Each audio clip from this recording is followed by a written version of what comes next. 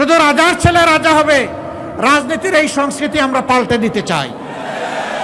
ওই পৈতৃক সূত্রে, জমিদারি সূত্রে রাজনীতি এই দেশের মানুষ আর দেখতে চায় না। আগে যা করেছেন করেছেন, এখন উজু গোসল করে ঠিক হয়ে যান। আমি আপনাদেরকে জিজ্ঞাসা করতে চাই, সেই ফেসিবাদ, সেই কালো অধ্যায় আবার বাংলাদেশে ফিরে আসুক, আপনারা কি চান? আমাদের একটি কর্মীর হাত ও চাঁদাবাজের হাতে পরিণত হয় নাই। কেউ যদি আকাশ থেকে কালো চিলের রং ধারণ করে কারো ভোট ছু মেরে নিয়ে যেতে চায়, ওর ডানা সহ খুলে ফেলবেন। এটা জরুর নয় যে জামাতে ইসলামীকেই দেশ শাসন করতে হবে, কিন্তু এইটা জরুর যে এই দেশে সুশাসন থাকতে হবে। অনেকে বলে জামাতে ইসলামীর দেশ শাসনের কোনো অভিজ্ঞতা নাই, তারা কিভাবে দেশ চালাবে। আমি প্রশ্ন করি, আজকে এই প্রশ্নটি যারা করেন, তারা যখন প্রথম দেশ শাসনের দায়িত্ব পান তখন কি তাদের কোনো অভিজ্ঞতা ছিল? আজকে দেখলাম একজন উন্মাদ হয়ে গিয়ে বলতেছে জামাতে ইসলামীর নারী কর্মীরা কোনো জায়গায় আসলে ওদের পোশাক খুলে ফেলবে। আরেক জায়গায় চাঁপাই নবাবগঞ্জে মেয়ে হয়ে একজন কথা বলেছে যে ওদের হেজাব এবং নেকাব খুলে ফেলবেন টান দিয়ে, ওদেরকে ধরে পুলিশের হাতে দিয়ে দিবেন। এর নাম গণতন্ত্র? নির্বাচনের আগেই যদি আপনি এটা করেন, নির্বাচনের পরে কি করবেন? একদিকে আপনি মাদের হাতে দিবেন ফ্যামিলি কার্ড, আর পাশাপাশি আপনার প্রতিপক্ষ হলে তার সেই মায়ের গায়ে দিবে আপনি হাত। ওই ফ্যামিলি কার্ড আর হাত দুইটা একসাথে চলবে না। কিন্তু আপনি গায়ের জুড়ে সেই ফেসিবাদী কায়দায় আবার নির্বাচনকে চলে বলে কৌশলে নিজের ইচ্ছা মতো প্রভাবিত করবেন। এখনকার যুব সমাজ 24-এ চিৎকার দিয়ে ঘুমাইয়ে পড়ে নাই। যুবকদেরকে বলছেন তাদেরকে বেকার ভাতা দেবে, কে বলছে? তারা আপনার কাছে গিয়ে মিছিল করে, আপনাদের কাছে মিছিল করে বলছে যে আমরা বেকার ভাতা দেন। আমাদের যুবকদেরকে আমরা বেকার ভাতা দিয়ে অপমানিত করতে চাই না। আমাদের যুবক যুবতীদের প্রত্যেকের দুটি হাতকে আমরা দেশ গড়ার কারিগরের হাতে পরিণত করতে চাই। আমাদের একটাই ধান্দা, কিভাবে এই জাতির কিছু ভালো করা যায়। আমরা আবারও বলছি, লেজ ধরে টান দিব না, আমরা কান ধরে টান দিব ইনশাআল্লাহ। ধর্মের ভিত্তিতে কারো মূল্যায়ন হবে না। নাগরিকত্ব, দেশপ্রেম এবং তার যোগ্যতার ভিত্তিতে তার মূল্যায়ন হবে ইনশাআল্লাহ। ব্যাংক ডাকাত, শেয়ার মার্কেট লুটেরা, তাদের কি হবে? তারা অনেকে পালিয়ে বিদেশে গিয়ে আলিশান বাড়িতে থাকেন।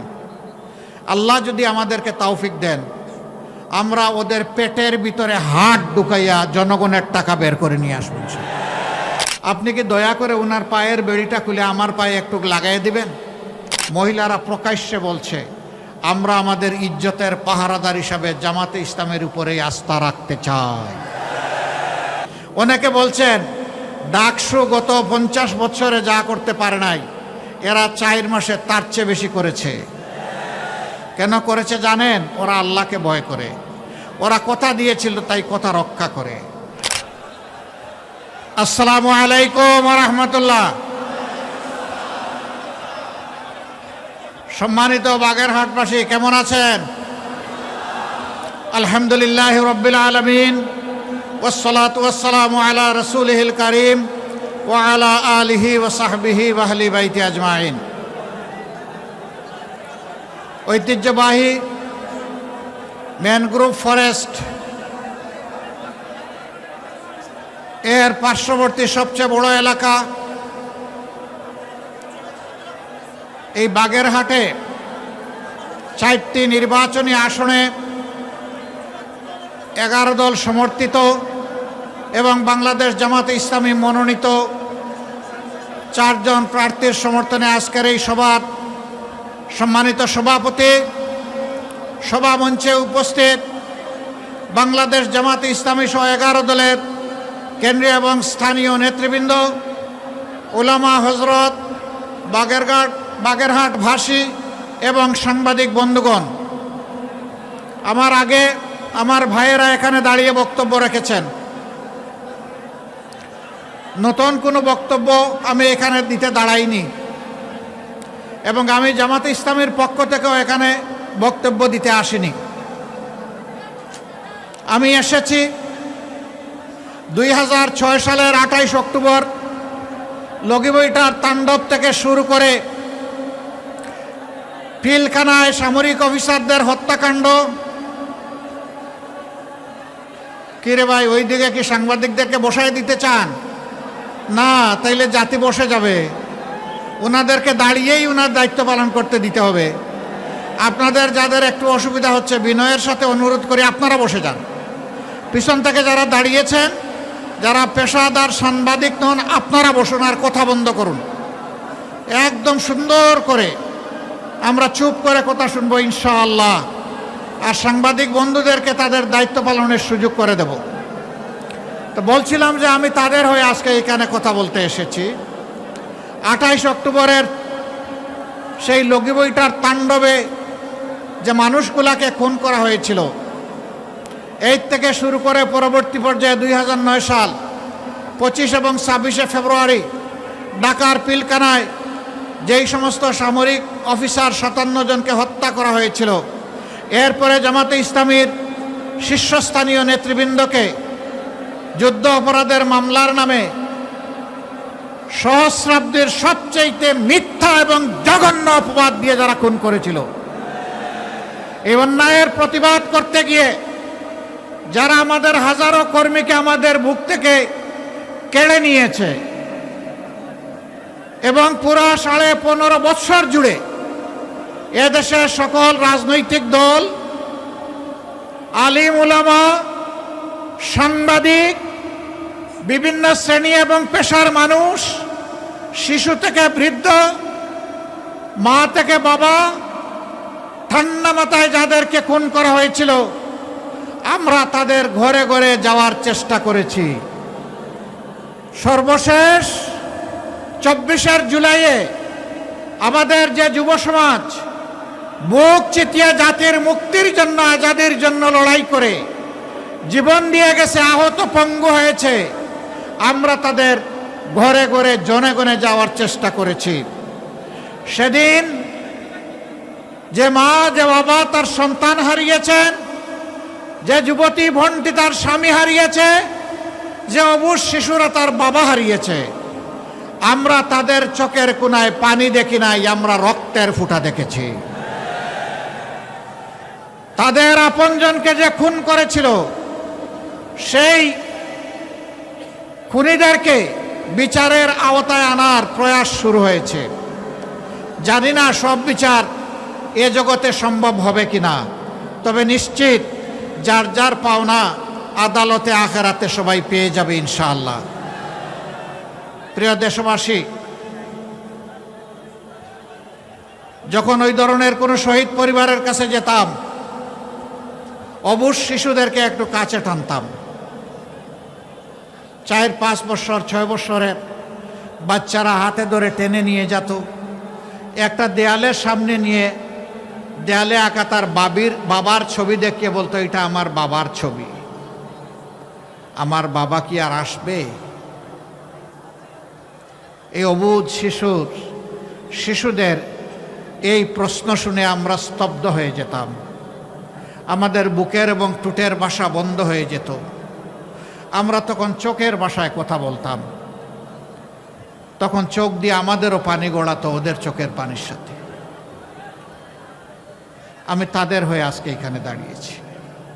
আমি দাঁড়িয়েছি ওই সমস্ত বনি আদমদের হয়ে যাদেরকে আপনজনের বুক থেকে তুলে নিয়ে কোথায় গায়েব করা হয়েছে, কোন আয়নাগরে রেখা হয়েছে, তাদের আপনজনেরা জানে না। আমরা যখন বিভিন্ন জায়গায় যেতাম, এরকম কিছু মানুষ ছুটে আসতেন, বলতেন, বাবা, ভাই, আমার সন্তানটা হারিয়ে গেছে, ওরকম তুলে নিয়েছিল, কোনো খবর পেলাম না, ও কি জীবিত আছে? যদি জীবিত থাকে তাইলে কোথায় আছে আপনারা কি জানেন? আর যদি না থাকে তাইলে তার কবরটা কোথায় আমাদেরকে একটু দেখাই দিতে পারবেন? যদি জীবিত থাকে, আল্লাহ যেন আমার বুকের ধনকে আমার বুকে ফিরায় দেন। আর যদি দুনিয়া থেকে চলে যায়, অন্তত তাদের কবরটা দেখে মনে একটু শান্তি নিতে চাই। ওই কবরের মাটি ছুঁয়ে আমাদেরকে কবরটা দেখায় দিতে পারবেন?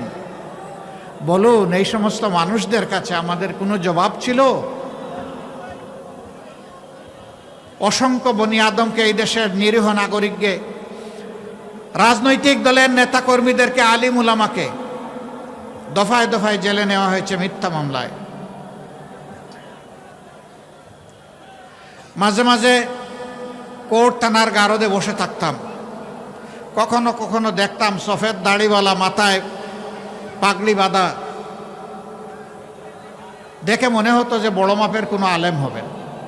সবাইকে তো আর চিনতাম না। এরকম একজন আলেম, আমাকে যে রুমে রাখা হয়েছে তার উল্টা দিকে ওনাকে রাখা হয়েছে। আমি দেখতে পেলাম ওনার পায়ে বেড়ি পরানো। কোর্টের ওসিকে সালাম পাঠালাম, উনি আসলো। আমি বললাম যে ওই যে এখানে বসে আছেন উনি কে? তো উনি একটা পরিচয় দিলেন, আমি নামটা এখানে বলতে যাচ্ছি না। আমি বললাম যে উনি যদি সেই ব্যক্তি হয়ে থাকেন তাইলে তো উনি হাজার আলিমের উস্তাদ। আপনি কি দয়া করে ওনার পায়ের বেড়িটা খুলে আমার পায়ে একটু লাগাই দিবেন?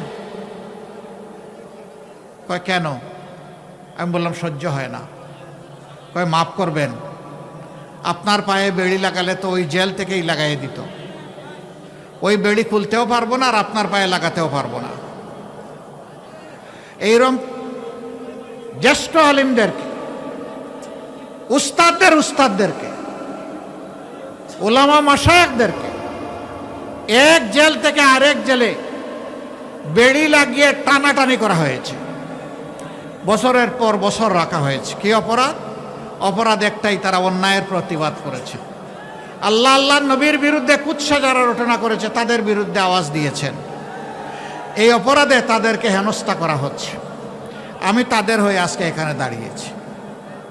হেফাজতে ইসলামের দফায় দফায় 5ই মে থেকে শুরু করে বিভিন্ন সময় যাদেরকে হত্যা করা হয়েছে তাদের হয়েও আমি এখানে দাঁড়িয়েছি।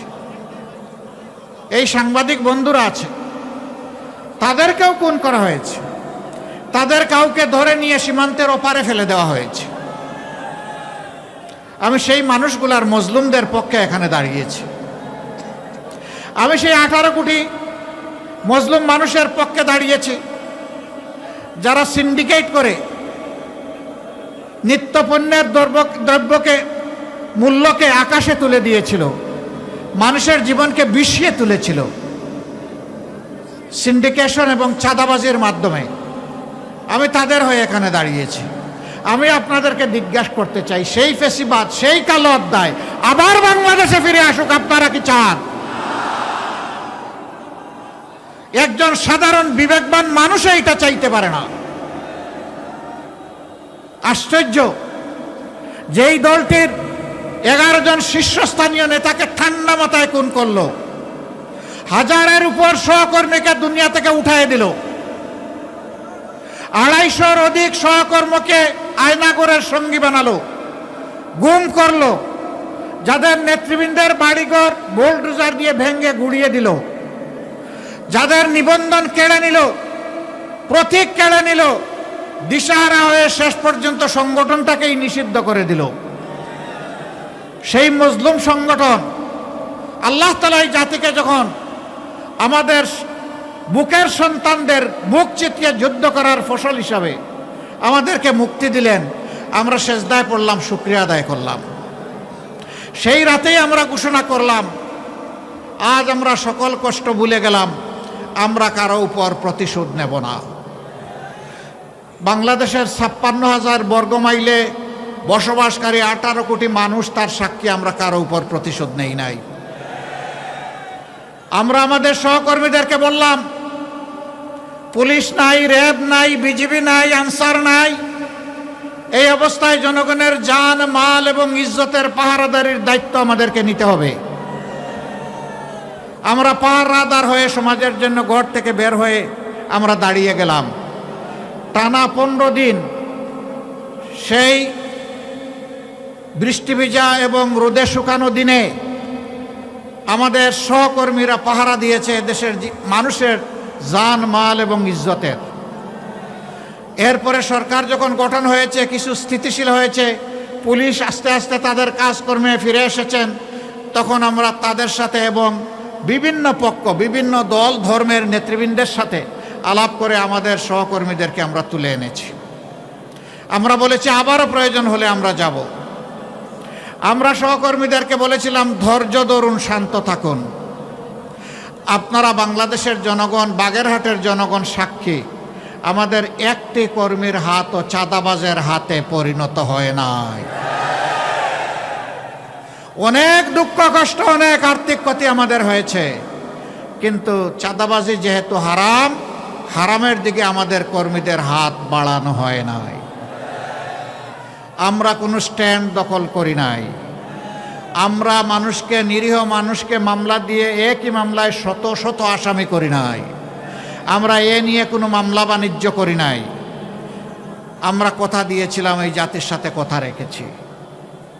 কেন জানেন? আমরা এই দেশটাকে ভালোবাসি, আমরা এই দেশের মানুষকে বড়ই ভালোবাসি। আমরা যারে ভালোবাসবো তার তো আমরা কোনো ক্ষতি করতে পারি না। আমরা প্রতিজ্ঞাবদ্ধ, ইনশাআল্লাহ ইনশাআল্লাহ এই বাংলাদেশকে আমরা নিরাপদ, শান্তি এবং উন্নতির বাংলাদেশে পরিণত করব। বলবেন কিভাবে করব? করব আপনাদের ভালোবাসা এবং সহযোগিতা নিয়ে, করব আপনাদের সমর্থন এবং ভোট নিয়ে। যদি আমরা আপনাদের বিবেচনায় উপযুক্ত হই। অনেকে বলে জামাতে ইসলামীর দেশ শাসনের কোনো অভিজ্ঞতা নাই, তারা কিভাবে দেশ চালাবে? আমি প্রশ্ন করি, আজকে এই প্রশ্নটি যারা করেন, তারা যখন প্রথম দেশ শাসনের দায়িত্ব পান তখন কি তাদের কোনো অভিজ্ঞতা ছিল? যদি না থেকে থাকে তাহলে এটি কোনো শর্ত নয়। আর আমি বলবো তাদের কথা সঠিকও নয়। আমরা একটা সরকারে 1 থেকে 6, 2001 থেকে 6 আমরা একটা সরকারে সামান্য অংশগ্রহণ করেছিলাম। 2 জন মন্ত্রী দায়িত্ব পালন করেছিলেন। তারা কি ব্যর্থ ছিলেন? তারা কি অসৎ ছিলেন? তারা কি অদক্ষ ছিলেন? না, তারা সততা এবং দক্ষতার সাথে তাদের দায়িত্ব তারা পালন করেছেন। সেই মানুষগুলা যাদেরকে নিজেদের হাতে গড়ে রেখে গিয়েছেন, আজকে তারাই আপনাদের সামনে এগিয়ে এসেছেন। তাদের উপর যেভাবে অতীতের মানুষগুলো আস্থা রেখেছিল, আজকের মানুষগুলোর উপর আস্থা রাখলে আমরা ইনশাআল্লাহ আমাদের সমস্ত যোগ্যতা এবং শক্তি দিয়ে আমরা আপনাদের আস্থার ঋণ পরিশোধ করব। প্রিয় দেশবাসী, আমরা কি চাই? দেশবাসী যা চায় আমরাও তাই চাই। আমাদের যুব সমাজ যা চায় আমরা তাই চাই। আমাদের মা বোনেরা যা চান আমরা তাই চাই। যুব সমাজ কি চায় তারা জাতিকে জানিয়ে দিয়েছে। জানিয়ে দেয় নাই? বাংলাদেশের 5টা পাবলিক বিশ্ববিদ্যালয়, যেগুলা সর্ববৃহৎ বিশ্ববিদ্যালয়, সেই বিশ্ববিদ্যালয়ে নির্বাচন হয়েছে ছাত্র সংসদের। তারা কি একটা রায় দেয় নাই? তারা কি বলেছে আমরা আবার ফেসিবাদ ফিরিয়ে আনতে চাই? তারা কার পক্ষ নিয়েছে? তারা ইনসাফের পক্ষ নিয়েছে। তারা আস্থা রেখেছে আমাদের সন্তানদের উপর। আমাদের সন্তানেরা আস্থার প্রতিদান দিয়ে চলেছে। অনেকে বলছেন ডাকসু গত 50 বছরে যা করতে পারে নাই, এরা 4 মাসে তার চেয়ে বেশি করেছে। কেন করেছে জানেন? ওরা আল্লাহকে ভয় করে। ওরা কথা দিয়েছিল তাই কথা রক্ষা করে। আমাকে অনেকে জিজ্ঞেস করেছে, আপনারা যদি বাংলাদেশ পরিচালনার সুযোগ পান তাহলে বাংলাদেশটি কেমন হবে? আমি বলেছি ডাকসু যেমন আসে তার চেয়ে ভালো হবে। এখন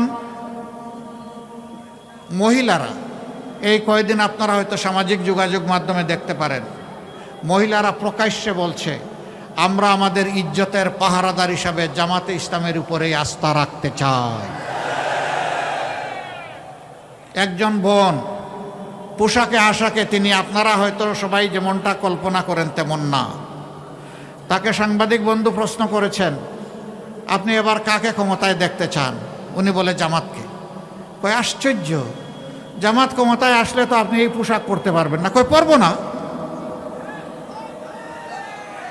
বলে যে অন্য পোশাক পরা লাগে। বলে পরবো। এরপরে বলে যে জামাতকে কেন ভালোবাসেন, কেন চান? বলে যে আমি বিশ্বাস করি জামাত ক্ষমতায় আসলে দেশ ঠিক হবে। জিজ্ঞাসা করে জামাতের কোন জিনিসটি আপনার ভালো লাগে? বলে যে পুরা জামাতকেই আমার ভালো লাগে, কোনো জিনিস আলাদা করার মতো নাই। আজকে মায়েরাই আস্থা কেন রাখছে? কারণ 54 বছর তারা সবাইকে দেখেছে, সবাই তাদের সাথে কথা দিয়েছে, কিন্তু তাদের ইজ্জতের প্রতি যথাযথ সম্মান প্রদর্শন করা হয়নি। আর এই সময়টা জুড়ে আমরাও এই সমাজে ছিলাম, আমাদেরকেও তারা দেখেছেন। আমরা মায়েদের ব্যাপারে বলতে চাই, আমরা সবাই মায়ের সন্তান, মায়ের পেট থেকে এসেছি। মা আমাদেরকে 285 দিন গর্ভে ধারণ করেছেন বড় কষ্ট করে। দুনিয়ায় আসার পরে বুকের দুধ খাওয়িয়েছেন, আর বুকটাকে আমার জন্য, আপনার জন্য বিছানা, নিরাপদ বিছানা বানিয়ে দিয়েছেন। যে মা পেটে নিলেন, বুকের দুধ খাওয়ালেন, বুককে সন্তানের বিছানা বানিয়ে দিলেন, সেই মায়ের ঋণ পরিশোধ করা কি সন্তানের পক্ষে সম্ভব? অসম্ভব। আমরা এটা পারবো না, কিন্তু আমাদেরকে জান প্রাণ দিয়ে চেষ্টা করতে হবে সেই মাকে সম্মান করার। আমরা ইনশাআল্লাহ এই দেশের সেবার সুযোগ পেলে আমরা মাদেরকে মর্যাদার আসনে অধিষ্ঠিত করব। তারা ঘরে, চলাচলে, কর্মস্থলে, সব জায়গায় তাদের জন্য সম্মান এবং নিরাপত্তা নিশ্চিত করা হবে ইনশাআল্লাহ। আমরা বড় ব্যথিত, বড় দুঃখিত, বড় লজ্জিত। এই নির্বাচন ফ্যাসিবাদের জাতাকলে পিষ্ট হওয়া সকল দলই আমরা অংশগ্রহণ করছি, কিন্তু দুই একটা দল ইদানিং মায়েদের, জামাতে ইসলামের প্রতি এই ভালোবাসাকে তারা সহ্য করতে পারছেন না। গণতন্ত্রের অর্থ হচ্ছে জনগণের রায়ের উপর, চিন্তার উপর, মতের উপর আপনাকে আস্থা রাখতে হবে। আপনার কথা আপনি বলবেন, আমার কথা আমি বলবো, এই সুযোগ সবাইকে দিতে হবে। আজকে দেখলাম একজন উন্মাদ হয়ে গিয়ে বলতেছে জামাতে ইসলামের নারী কর্মীরা কোনো জায়গায় আসলে ওদের পোশাক খুলে ফেলবে। সে তার সহকর্মীদেরকে হুকুম দিচ্ছে। আরেক জায়গায় চাঁপাই নবাবগঞ্জে মেয়ে হয়ে একজন কথা বলেছে যে ওদের হেজাব এবং নেকাব খুলে ফেলবেন টান দিয়ে, ওদেরকে ধরে পুলিশের হাতে দিয়ে দিবেন। এর নাম গণতন্ত্র? নির্বাচনের আগেই যদি আপনি এটা করেন, নির্বাচনের পরে কি করবেন? একদিকে আপনি মাদের হাতে দিবেন ফ্যামিলি কার্ড, আর পাশাপাশি আপনার প্রতিপক্ষ হলে তার সেই মায়ের গায়ে দিবে আপনি হাত। ওই ফ্যামিলি কার্ড আর হাত দুইটা একসাথে চলবে না। যদি সত্যিই সম্মান দেখায় থাকেন তাহলে আগে আপনার মাকে সম্মান দেখান, এরপরে বাংলাদেশের প্রত্যেকটা নারীকে মায়ের মর্যাদায় সম্মান দেখান। মানুষ আপনাকে ভালোবাসবে, আপনাকে স্যালিউট দেবে। আমি বলে দিতে চাই, আমাদের জীবনের চেয়ে মায়েদের ইজ্জতের মূল্য আমাদের কাছে অনেক বেশি। আমি সাফ সারা বাংলাদেশের শান্তিকামী, মুক্তি পাগল মানুষকে বলে দিতে চাই, বিশেষ করে যুবকদেরকে বলে দিতে চাই, কোনো মায়ের সাথে কেউ যদি এই ধরনের অসভ্য আচরণ করে, আপনারা আবার 24-এর মতো বিস্ফোরিত হবেন। বলবেন জীবন দিব কিন্তু মায়ের মর্যাদা দেব না, কাউকে না মায়ের মর্যাদা নিয়ে টান দিতে দেব না। জীবনের বিনিময়ে হলেও মায়ের মর্যাদা রক্ষা করব। যারা মাদেরকে নিয়ে এইরকম অপমান করেন, এদেশের অর্ধেক হচ্ছেন আমাদের মায়ের সমাজ। তারা কিভাবে আশা করেন সেই মায়েরা তাদেরকে সমর্থন দেবে? আমরা দোয়া করি শুভবুদ্ধির উদয় হোক। হ্যাঁ, মাদের ছাড়াও বিভিন্ন জায়গায় হচ্ছে। আজকেও ঢাকায় দেখেছেন কিছু একটা হয়েছে। প্রতিদিন বিভিন্ন জায়গায় অসহিষ্ণু এই কার্যক্রম চালানো হচ্ছে। কেন রে ভাই, এখন তো মাঘ মাস। এই শীতের দিনেই যদি মাথা এত গরম হয়, চৈত্র মাসে কি হবে? আপনার আদর্শ নিয়ে আপনি মাথা ঠান্ডা রেখে যান জনগণের কাছে, সুন্দর করে বুঝায় কথা বলেন, আপনাকে আমরা ওয়েলকাম করব। কিন্তু আপনি গায়ের জোরে সেই ফেসিবাদী কায়দায় আবার নির্বাচনকে ছলে বলে কৌশলে নিজের ইচ্ছা মতো প্রভাবিত করবেন। এখনকার যুব সমাজ 24-এ চিৎকার দিয়ে ঘুমাইয়ে পড়ে নাই। যুবকদেরকে বলছেন তাদেরকে বেকার ভাতা দেবে, কে বলছে? তারা আপনার কাছে গিয়ে মিছিল করে, আপনাদের কাছে মিছিল করে বলছে যে আমরা বেকার ভাতা দেন। আমাদের যুবকদেরকে আমরা বেকার ভাতা দিয়ে অপমানিত করতে চাই না। আমাদের যুবক যুবতীদের প্রত্যেকের দুটি হাতকে আমরা দেশ গড়ার কারিগরের হাতে পরিণত করতে চাই এবং তাদের হাতে মর্যাদার কাজ তুলে দিতে চাই। তারা যেন বুক ফুলিয়ে বলতে পারে, এদেশ আমার দেশ, আমি বাংলাদেশ। আমি বাংলাদেশের জন্য আমার দুই হাত দিয়ে অবদান রেখে চলব। আমি হাত বাড়িয়ে কারো কাছ থেকে বেকার ভাতা নেব না। যুবকরা মন খারাপ করেছেন, আপনারা কি বেকার ভাতা চান না কাজ চান? আলহামদুলিল্লাহ, আপনারা কাজ চান, আপনাদেরকে মোবারকবাদ। সম্মানিত ভাইয়েরা, আল্লাহর রহমতে আপনাদের দোয়া, ভালোবাসা, সমর্থন, ভোটে যদি আমাদের 11 দলীয় এই নির্বাচনী পক্ষের প্রার্থীরা বিজয়ী হয়ে সরকার গঠনের সুযোগ পান, আমরা যে কাজগুলা করতে চাই সেই কাজগুলার কিছু অংশ আজকে বলে আমি বিদায় নেব। সব এখানে বলা সম্ভব না। নাম্বার 1, আমরা সমাজ থেকে দুর্নীতি দূর করব ইনশাআল্লাহ। আমরা দুর্নীতির গাছের পাতা ধরে টানাটানি করব না, আমরা জটটা ধরে টান দিব। দুর্নীতিকে আর বাংলাদেশে সহ্য করা হবে না। 2 নম্বর, যারা অন্যের দ্বারা প্রভাবিত হয়ে মানুষের কাছ থেকে অবৈধ চাঁদা নিয়ে মানুষকে জর্জরিত করে, এমনকি বিভিন্ন জায়গায় দেখি চাঁদা না দিলে দোকান ভাঙচুর, মারধর এগুলাও করে, আমরা আর কাউকে চাঁদা নিতে দেব না। যদি আমরা সেই সুযোগ পাই তাহলে দুর্নীতি যারা করেন আর চাঁদা যারা নেন তাদেরকে আমরা বুকে টেনে নিব, কারণ তারাও আমাদের সন্তান, তারাও এদেশের নাগরিক। তাদেরকেও প্রশিক্ষিত করে তাদের হাতেও মর্যাদার কাজ তুলে দিব ইনশাআল্লাহ। তারাও সেদিন এই জাতিকে গঠনে, উন্নয়নে ভূমিকা রাখবে এবং গর্বিত হবে। আজকে মাথা নিচু করে চলতে হয়, সেদিন তারা বুক ফুলিয়ে মাথা উঁচু করে চলবে ইনশাআল্লাহ। কাজেই তাদেরও কোনো চিন্তার কারণ নাই। সমাজ মুক্তি পাবে তাদের নির্যাতন থেকে, আর তারা মুক্তি পাবে লজ্জার হাত থেকে। এরপরে আমরা কি করব? আমরা সমাজের সকলের জন্য ন্যায় বিচার কায়েম করব ইনশাআল্লাহ। প্রেসিডেন্ট যে বিচার পাবেন, গ্রামের একজন সাধারণ কৃষক একই বিচার পাবেন। যে অপরাধে গ্রামের একজন সাধারণ মানুষকে আইনের আওতায় এনে শাস্তি দেওয়া হবে, একই অপরাধ করলে আইন প্রেসিডেন্টকে ছেড়ে কথা বলবে না। বিচার সমান। এই বিচারে যারা ভয় পায় তারা আমাদের বিরোধিতা করবে। আমরা তাদেরকে ভয় পাই না, আমরা একমাত্র আল্লাহ তাআলাকে ভয় করি। আমাদের 3য় অঙ্গীকার, মানুষের পেটে এবং মুখে ভাত তুলে দেওয়া, এটা আমাদের দায়িত্ব। কিন্তু রিজেকের মালিককে আল্লাহ রাব্বুল আলামিন। আমরা আল্লাহ তাআলার কাছে চাইব এবং মানুষের অর্থনৈতিক প্রবৃত্তি অর্জনের জন্য স্বচ্ছতার সাথে দূরদর্শী চিন্তা করব ইনশাআল্লাহ। আগামী 5 বছর পরে বাংলাদেশ কোথায় যাবে, 10 বছর পরে কোথায় যাবে, 50 বছর পরে কোথায় যাবে, এটা জরুর নয় যে জামাতে ইসলামীকেই দেশ শাসন করতে হবে, কিন্তু এটা জরুর যে এই দেশে সুশাসন থাকতে হবে। এই দেশকে যারা ভালোবাসে তাদেরকেই শাসনের দায়িত্ব দিতে হবে। প্রিয় দেশবাসী, আমরা সেই রকম ভিশন নিয়ে, পরিকল্পনা নিয়ে আপনাদের সাথে বসব, কথা বলবো, ডায়ালগ করব, তারপরে সবাই মিলে বাংলাদেশ গড়ব ইনশাআল্লাহ। ব্যাংক ডাকাত, শেয়ার মার্কেট লুটেরা, তাদের কি হবে?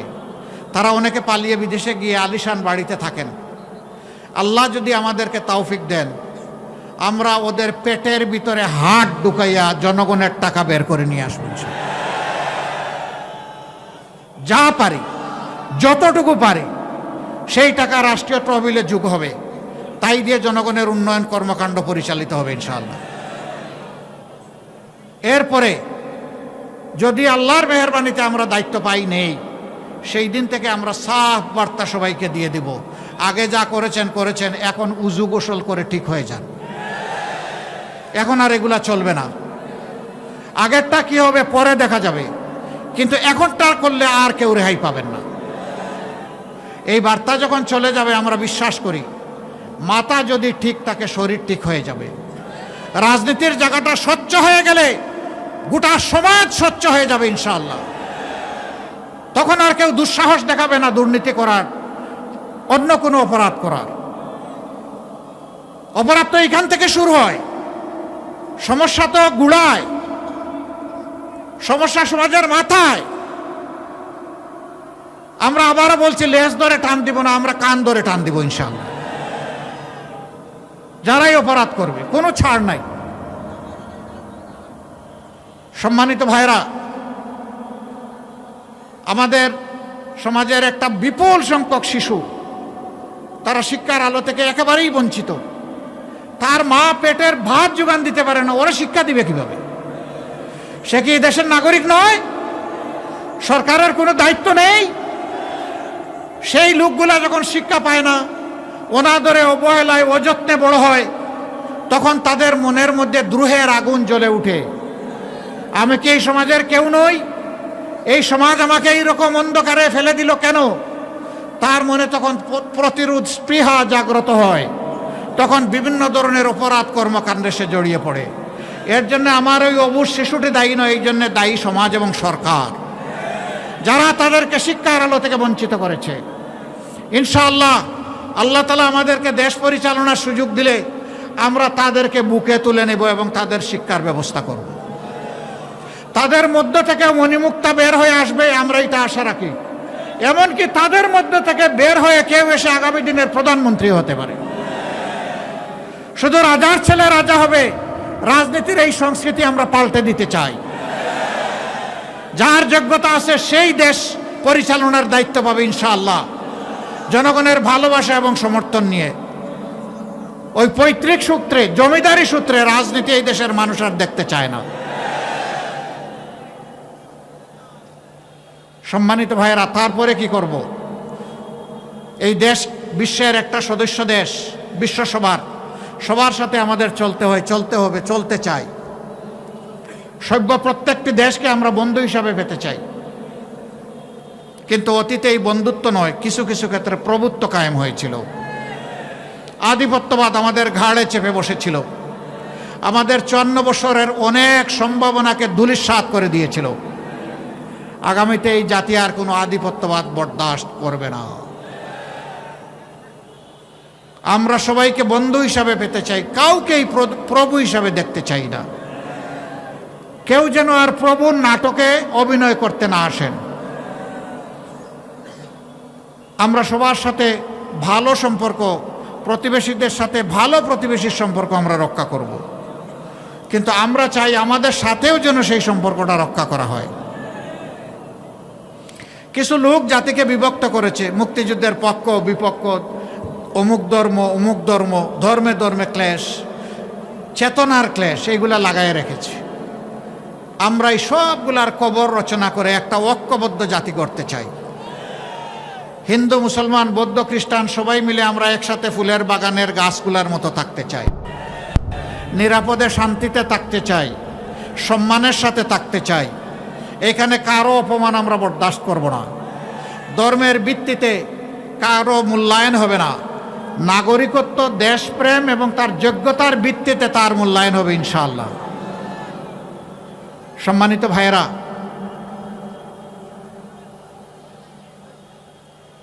এই বাগেরহাটেরও অনেক সমস্যা আছে না? আবার অনেক সম্ভাবনাও আছে।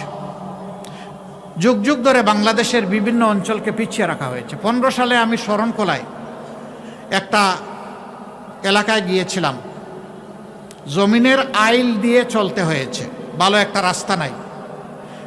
3 জায়গায় আমরা পড়েই গেলাম, আবার উঠে চলতে থাকলাম। কেন? এই বাগেরহাট কি বাংলাদেশের অংশ নয়? হ্যাঁ, উন্নয়নে যারা অবদান রেখেছেন আমরা তাদেরকে ধন্যবাদ জানাই। আবার উন্নয়ন করতে গিয়ে যারা ডাকাতি করেছেন তাদেরকে ধন্যবাদ জানাইতে পারবো না। জনগণের টাকা নিয়ে যারা নিজেদের পকেট বাড়ি করেছেন, সিঙ্গাপুর বানিয়েছেন আর কানাডায় বেগমপাড়া গড়ে তুলেছেন, আমরা তাদেরকে ধন্যবাদ জানাতে পারবো না। ধন্যবাদ জানাবো সততার সাথে, দক্ষতার সাথে এই জাতির খেদমত করে, বাগেরহাটবাসীর খেদমত করে যারা গিয়েছেন, অবশ্যই তাদেরকে ধন্যবাদ। আমরা আপনাদেরকে কথা দিচ্ছি, আমরা সুযোগ পেলে ন্যায্যতার ভিত্তিতে যে এলাকা সবচেয়ে বেশি বঞ্চিত, ওই এলাকার দিকে ইনশাআল্লাহ আমাদের চোখটি প্রথমে পড়বে ইনশাআল্লাহ। আমরা এটা দেখব না কোন মন্ত্রী মহোদয় আর প্রেসিডেন্ট সাহেবের বাড়ি কোথায়, আমরা দেখব কোন এলাকার পাওনা সরকারের কাছে সবচেয়ে বেশি, সেই ঋণ সরকারকে পরিশোধ করতে হবে ইনশাআল্লাহ। যদি শুধু সমাজে ইনসাফটা কায়েম করা যায়, দুর্নীতি সহ সব বন্ধ হয়ে যাবে। এই দেশকে জাতিকে পাল্টানোর জন্য 5টা বছর যথেষ্ট। আপনারা কি তা বিশ্বাস করেন?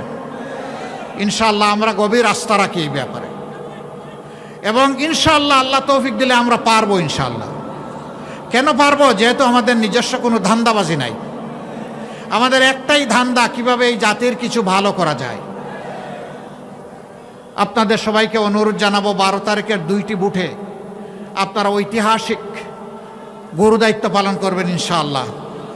হা বুট মানে হচ্ছে ফেসিবাদ আর ফিরে না আসুক, এক কথা এইটাই হা বুট। হা মানে আজাদি, না মানে গুলামি। এবার আপনারা বলুন, আজাদি না গুলামি? আজাদি না গুলামি? তাহলে 12 তারিখের প্রথম ভোট হবে ইনশাআল্লাহ। শুধু আমি একা না, আমার মা বাবা ভাই বোন স্ত্রী পুত্র যারাই আছে ভোটার, আপনজন প্রিয়জন এলাকাবাসী সবাইকে নিয়ে আমরা নতুন বাংলাদেশের পক্ষে দাঁড়িয়ে যাব ইনশাআল্লাহ। মনে রাখবেন, হা জিতলে বাংলাদেশ জিতবে, আর হা হেরে গেলে বাংলাদেশ হেরে যাবে। আমরা বাংলাদেশকে হারাতে দিব না ইনশাআল্লাহ। দ্বিতীয় ভোটটি হবে ন্যায় এবং ইনসাফের পক্ষে। 11 দল যে প্রতীক নিয়ে যেখানে এসেছে, আমরা সবাই এক। এখন আমাদের পরিচয়, আমরা 11 দলীয় নির্বাচনী ঐক্য, আমরা ঐক্যবদ্ধ বাংলাদেশ। আপনারা ঐক্যবদ্ধ বাংলাদেশের পক্ষে থাকবেন? তাহলে সেদিনকার এখন যেমন গণজোয়ার চতুর্দিকে সৃষ্টি হয়েছে ন্যায়ের পক্ষে ইনসাফের পক্ষে, সেদিন যেন ব্যালটের জোয়ার সৃষ্টি হয় ইনশাআল্লাহ।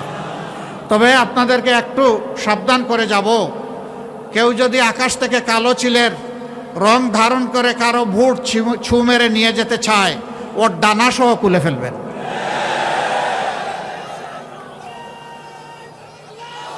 আগের স্লোগান অচল, আমার ভোট আমি দেব, তোমারটাও আমি দেব, এটা অচল। তোমার ভোট তুমি দাও, আমার ভোট আমি দেব। আমার ভোটে হাত বাড়ালে খবর আছে। সম্মানিত ভাইরা, নিজের এই ভোটের পাহারাদারি করতে হবে, অন্যের ভোটেরও পাহারাদারি করতে হবে। নাগরিকদের পূর্ণ অধিকার, যারে পছন্দ তারে ভোট দেবে, কিন্তু জোর করে আমার পছন্দের বাক্সে ঢুকাবো, এটাকে বুতা করে দিতে হবে।